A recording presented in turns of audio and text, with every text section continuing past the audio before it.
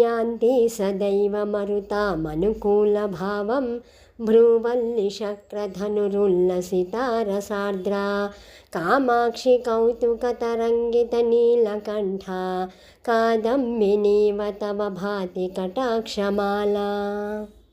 गङ्गाम्भसि स्मितमये तपनात्मजेव गङ्गाधरोरसिनवोत्पलमालिकेव वक्त्रप्रभासरसि शैवलमण्डलीव कामाक्षि राजति कटाक्षरुचिच्छटाते। संस्कारतः किमपि कन्दलितान् रसज्ञान् केदारसीं सुधियामुपभोगयोग्यान् कल्याणसूक्तिलहरी कलमाङ्कुरान्नः कामाक्षि पक्ष्मलयतु त्वदपाङ्गमेघः।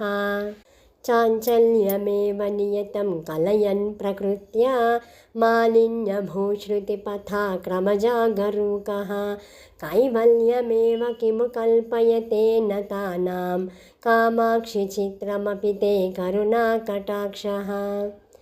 सञ्जीवने जननि च्यूतशिलीमुखस्य सम्मोहने शशिकिशोरकशेखरस्य संस्तम्भने च ममताग्रहचेष्टितस्य कामाक्षि वीक्षणकला परमौषधं ते।